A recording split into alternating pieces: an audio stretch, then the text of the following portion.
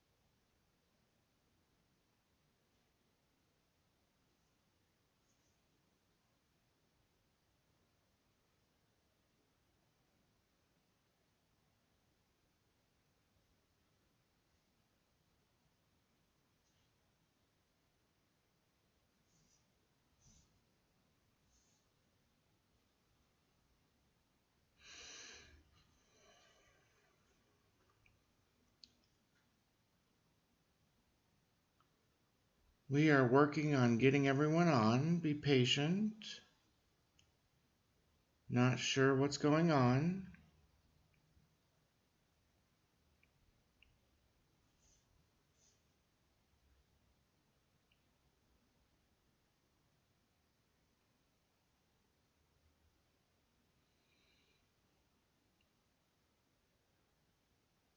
Well, Taryn's on. Looks like YouTube is taking a little bit of time today.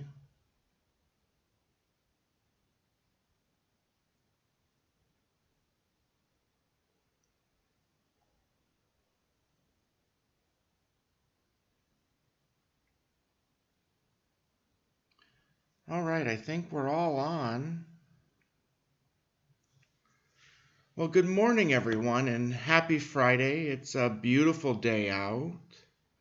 As we wrap up our week of morning reflections, we continue on with step one.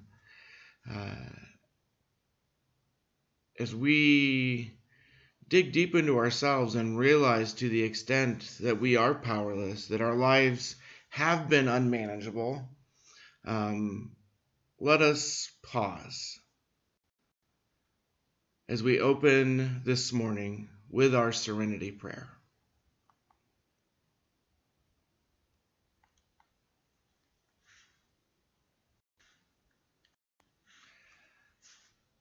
God, grant me the serenity to accept the things I cannot change, courage to change the things I can, and the wisdom to know the difference. Amen. As we reflect on that, on our serenity and our powerlessness, let's reflect on our morning song, My Lighthouse.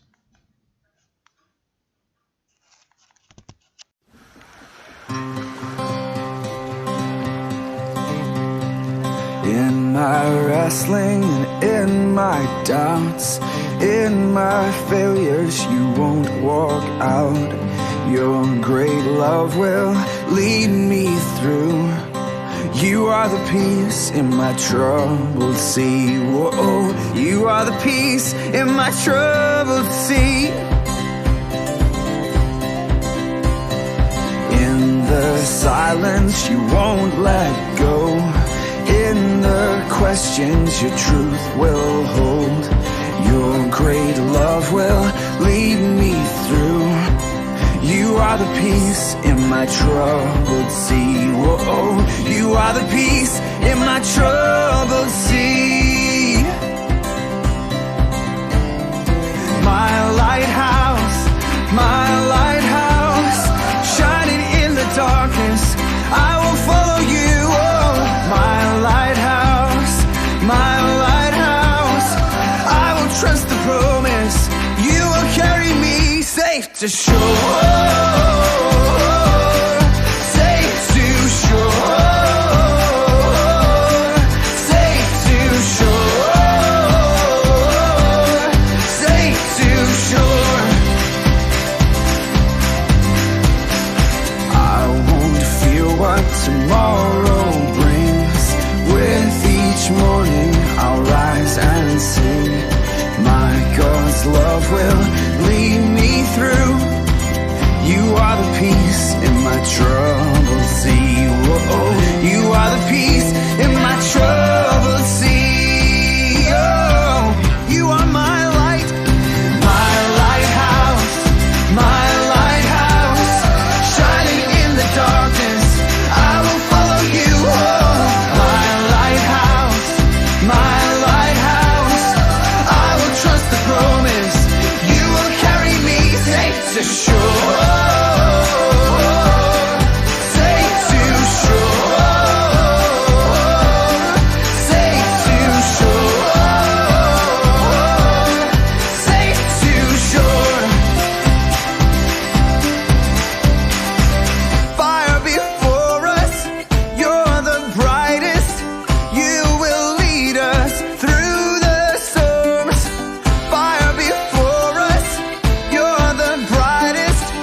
You will lead us through the storms. Hey! Fire before us, you're the brightest.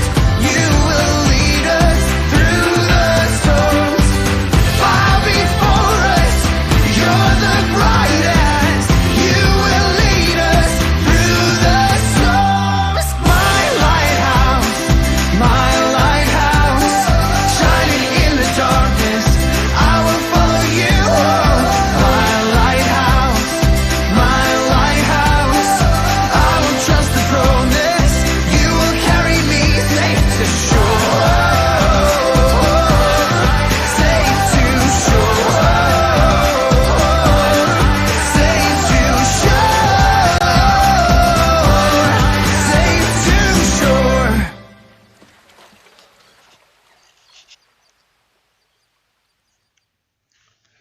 So as we continue with step 1, we admitted we were powerless over drugs and or alcohol, and that our lives had become unmanageable. And we talked a little bit about how this really does come down to honesty, and yesterday we looked at the similarity between the first step and the first noble truth that life is suffering. And today we want to look at this and talk about the honesty that we come to in this first step. So we focus on this first step. We admit that we are powerless and we cannot manage ourselves, that our lives have become unmanageable. You know, what a temper tantrum. Human beings are so out of control that we cannot receive the blessings that our higher power has for us, even when they're staring us right in the face. Today we look at the life of Naaman.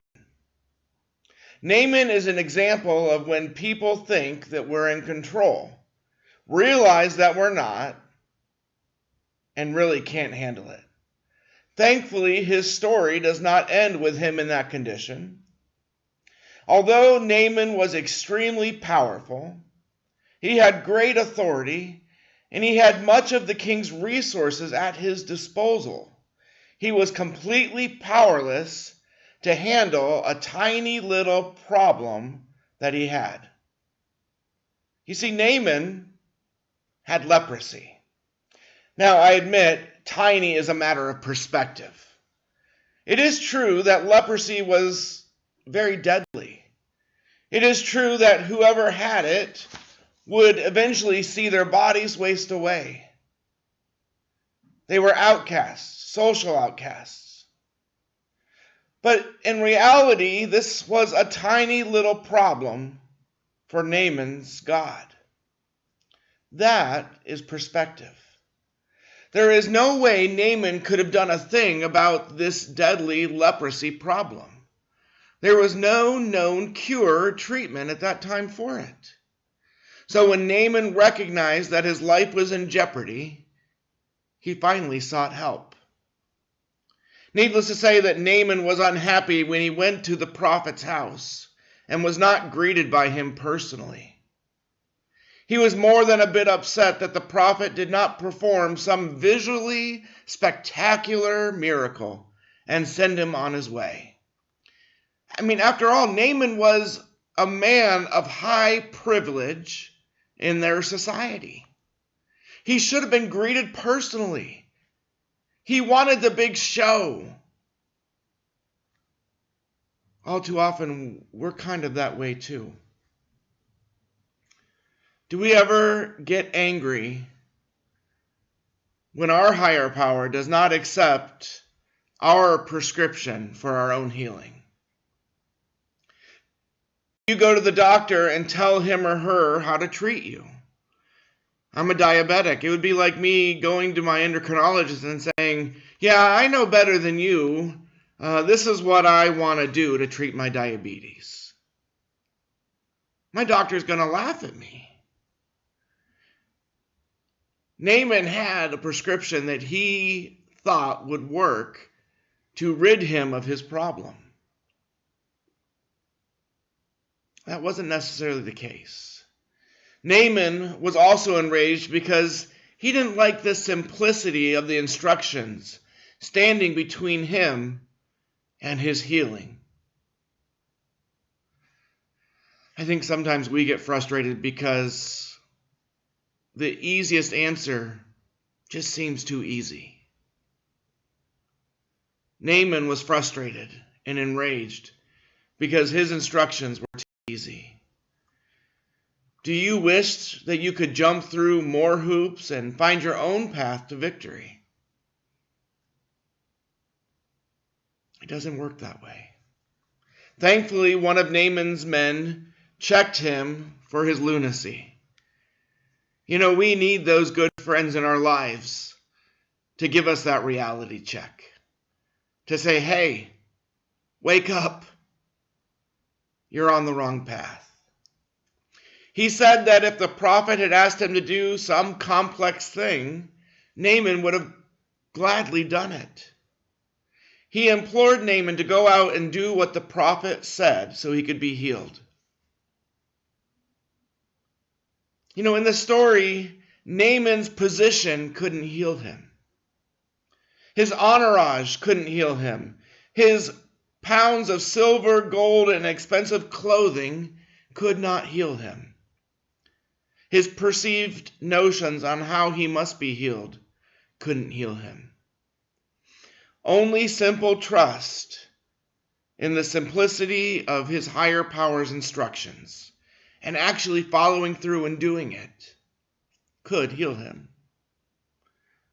That's the case with all of us. Our own human efforts have no positive effect in our recovery. We've tried to do it alone. We've tried many things. Step one is really coming to that honest conclusion and saying, I can't. I'm powerless. The second word we think of when we have the first step is denial. We've lived our lives for so long in denial. Naaman did. And we do too. And yet when we live in denial, it causes certain things to happen in our lives. Denial disables our feelings. By repressing our feelings, we freeze our emotions. When we really begin to feel our feelings, it can bring freedom. Yeah, there's going to be painful feelings. Yeah, we're likely to cry. But when we live in denial, all those feelings are just bottled up. We have to be open to letting our higher power help us to deal with it. The E in denial stands for energy lost. A side effect of our denial is anxiety. Anxiety causes us to waste precious energy running from our past and worrying about the future. My friends, it's only in the present, today, that positive change can occur for us. It's only in today. So live each day to the fullest. And don't worry about yesterday. And don't worry about tomorrow. The N stands for it negates growth. There's a saying that says we're as sick as our secrets. When we live in denial, we cannot progress in recovery. We have to be willing to step out of denial and into the truth. The I in denial stands for it isolates us from our higher power. Our higher power's light shines truth.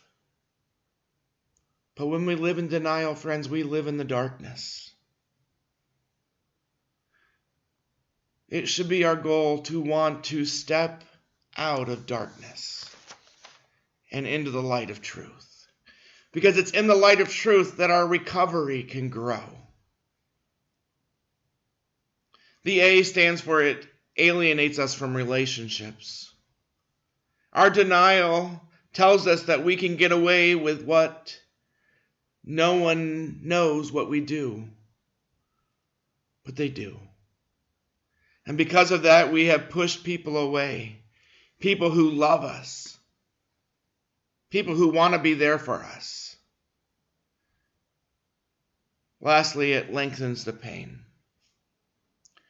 We have the false belief that denial protects us. In reality, it allows our pain to fester and grow. And it turns into shame and guilt. We have to accept the first step and to step out of our denial. To admit that we are powerless and that our lives are unmanageable. Have you admitted that yet today? Have you come to that realization that your lives are unmanageable, that you are powerless over this? As we sit here today, maybe it's time to come to that stark realization. to hunker down in this safe place with your wonderful counselors and counseling assistants, and to start working these steps. And it begins with this first one. Step out of denial. Realize how powerless you've been. And start your path to recovery. As we think on that this morning, let us focus on our song of meditation on the day ahead. That song is Hold Fast.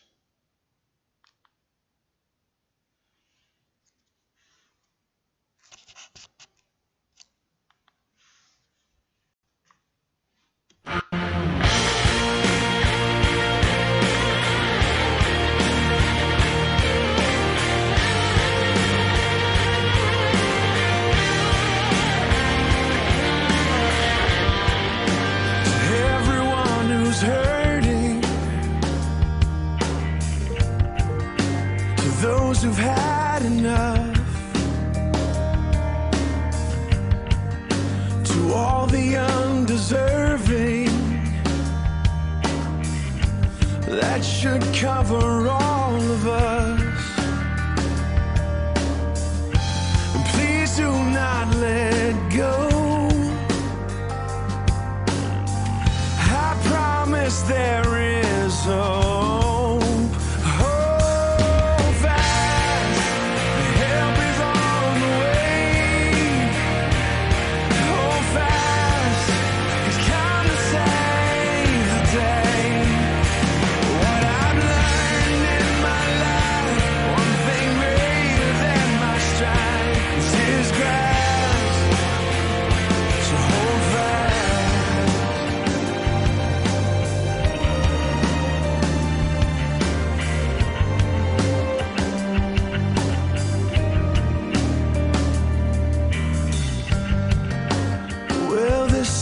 Never pass. Can we stop this ride? Will we see the sun at last? Or could this be our lot in life? Please do not let go. You this fast. Help is on the way. Hold fast. He's come to save the day. What I've learned in my life, the one thing greater than my shine is your grasp. So hold fast.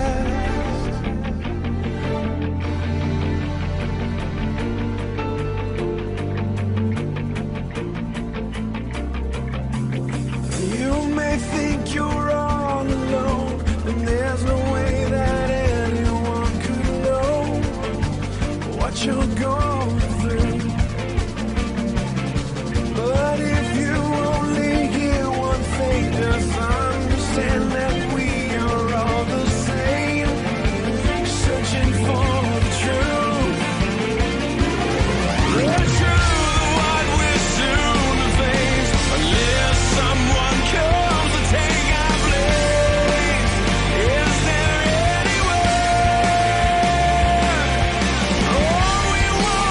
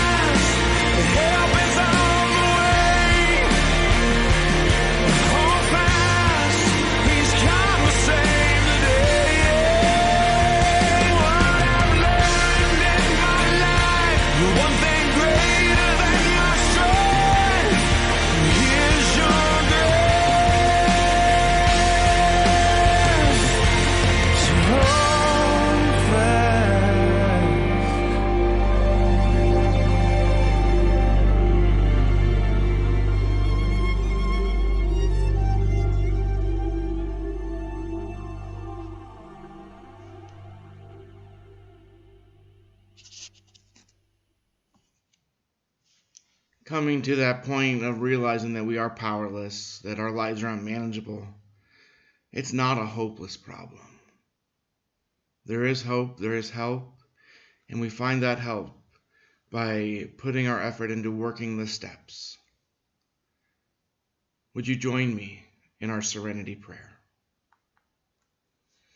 God, grant me the serenity to accept the things I cannot change, courage to change the things I can, and the wisdom to know the difference.